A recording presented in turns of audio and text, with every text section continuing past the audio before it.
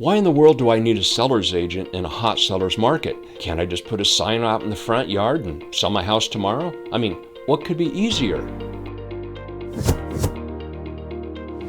Hi, my name is Robert Luke, and I've been a realtor in the Salt Lake City area since 2005. In that time, I've seen several different types of markets. From the Great Recession of 2008 to 12, in which foreclosures and short sales were an everyday occurrence, to the normal markets we've enjoyed for the most of the years since, to the huge lack of inventory and total seller's market of the last 3 years. The focus of this video is why you need a good realtor to help you sell your home, even though you are in a seller's market. One note, all the contractual details I talk about are for Utah. Each state has their own rules and regulations. Okay, what do we want as sellers? Pretty easy, huh? We want the most money we can get. We want a smooth transaction. We want no legal risks that can come bite us 3 months after we sell our home. We want to sell our home in the best time frame to fit our needs. We want to not have the buyer back out 3 weeks from now after taking our home off the market. We want to not have a huge expensive list of things to fix. We want to know what's going on, and most of all, we want no surprises. Okay, as a benchmark, let's look at a normal real estate transaction. We're going to go over a typical real estate transaction of 3 years ago in which there are no huge surprises. In other words, this is a very smooth, ideal sell of a home. We listed our home with a local realtor. That realtor markets the home on the MLS and on various websites. The buyers then tell their realtor which homes they want to see. The realtor set up an appointment with you to show your home. If the price was too high, nobody comes. If too low, you get dozens of buyers. If just right, you get about 5 to 6 good qualified buyers who are serious.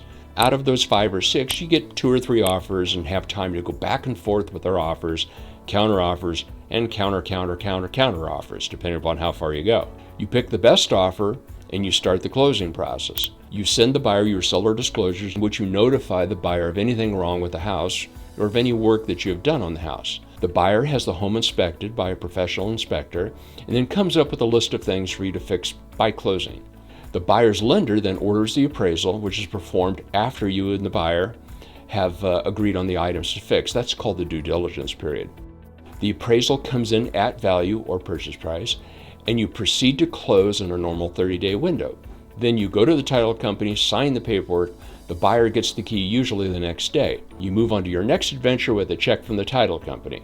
That's the transaction we all hope for and fully expect when we decide to sell our home.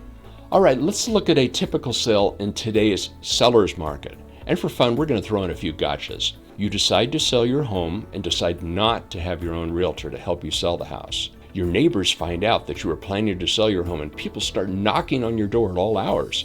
You have to answer each person who knocks on your door. You get folks coming in before you're ready, and they tell you what a fantastic home you have and that you're going to get an offer for $1 million at the end of the day for your $500,000 home. That's the last you hear from them, by the way. You post your home on websites, and you get calls from 100 agents telling you that only they can sell your home. Most saying that they already have buyers ready to buy your home sight unseen. You set up dozens of appointments. Few buyers actually show up, but there are some good buyers who insist and they make you an offer. Well, this is your lucky week, and you get 22 offers. By the way, I sold one last year.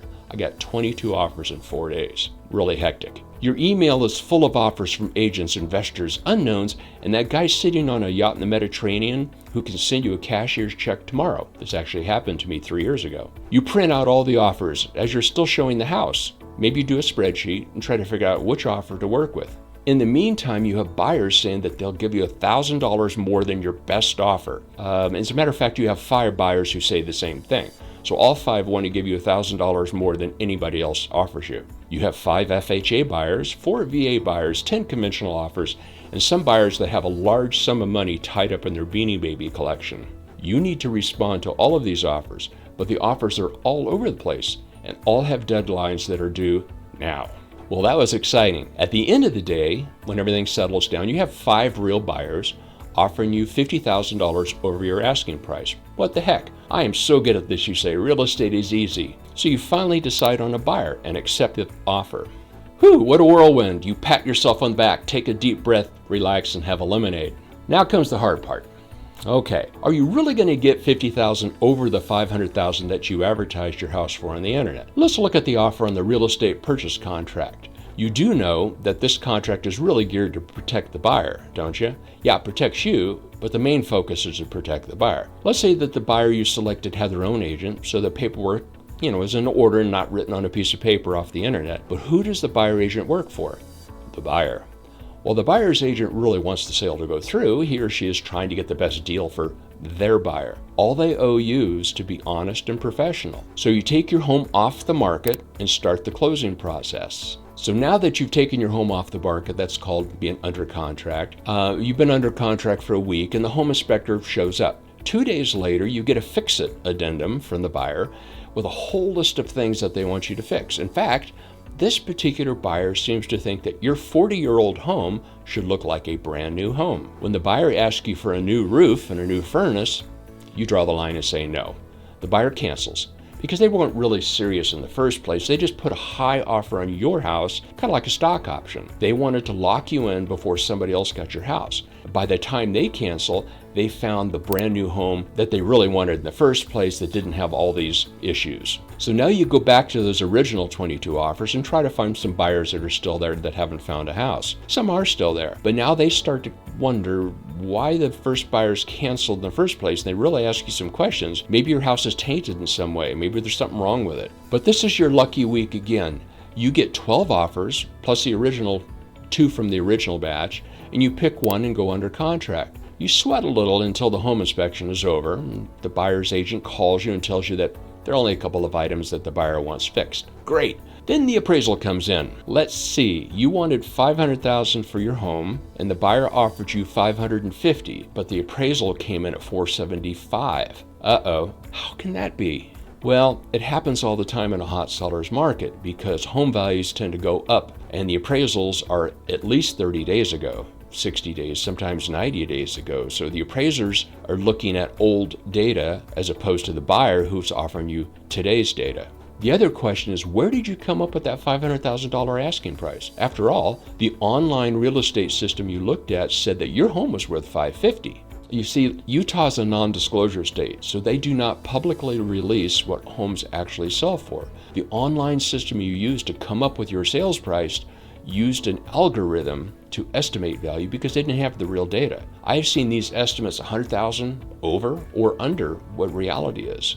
If you had your own seller's realtor, they would have told you what a realistic listing price would have been because they can see real sold prices. Now the contract says that the buyer does not have to pay over the appraisal value, and you didn't know that there are ways to protect yourself if you get a low appraisal. Again, your agent would have done that for you. So the buyer asks you to lower your price to $475,000 from $550,000, and you say no. They cancel, and now you have wasted 2 weeks with the first buyer and 3 weeks with the second. You start over. You accept an offer for $475,000 this time, but the buyer promises to give you another $20,000 on top of that. You hope that you got all of that locked into the contract and didn't make any error because one word can change everything. Once we're under contract, again, the home inspection goes well. The appraisal actually comes in at $495,000, so we're good to go. Finally, we are approaching now the financial deadline, which is usually about 3 weeks after you accept an offer. And that's the last day the buyer can cancel and get their earnest money back. You were starting to pack and had made an offer on another home in Arizona. Then you get an email with a cancellation form, and the reason noted is finance. What? The buyer's agent is nice enough to call you and tells you that the underwriter had never really looked at the file until about 4 days prior to the financial deadline. The lender was an internet lender from somewhere, not really sure where, and you never talked to the lender, so you thought everything was solid with the buyer. But if you had your own agent, that agent would have interviewed the lender. Because the buyer canceled before the financial deadline, you don't get any of the earnest money. Well, another 3 weeks wasted and you start over. But you're actually lucky in a way because the particular loan that the buyer decided to use required that you sign a document saying that they can cancel at any time and not lose their earnest money. They could have canceled the day of closing and not lost a penny of earnest money. You didn't know that. Now we've wasted over 2 months and the interest rates have climbed a whole point You have to cancel your home in Arizona, and you wonder if you can afford to buy it with the rate increases. All right, lessons learned. I think we're seeing a picture here. Even though it's a seller's market, the complexity of the offers and contract process is multiplied. So there are many ways the seller can leave money on the table or have legal risk that the commission you pay your agent is well worth it. You were paying the other agent anyway. Protect yourself. Here's the reality. Selling a home in a normal market is complex. The contracting issues, inspection issues, appraisal issues, and timing issues can be daunting if everything does not go perfectly on time. Your home is your greatest asset. There are a ton of legal and financial issues that can pop up when you sell your home. Contracts are full of minutia. They can bite you if you're not really careful. Even experienced agents must be on their toes in a complex transaction. Multiple offers and quickly changing rates can hurt you if you're not careful. Well, here's the next step. If you want to sell your home, get a realtor to tell you how much it would sell for. Don't use online systems that use algorithms to determine the value of your home. They haven't been in your home. And in Utah, they don't have the sold data anyway that a realtor would have. Look at the realtor's marketing plan. Have they had experience both selling and buying homes in a hot seller's market with multiple offers? Use a brokerage that has a national presence so that out-of-state buyers will see your home. Finally, I would love to meet with you at your convenience and walk you through the best way to sell your home to get the most money, the least amount of hassle, and in the time frame you want to sell your house. There are more videos coming on my channel, so please type your comments below and please subscribe and have a great day. Thanks for watching this short video and good luck in selling your home. Thanks.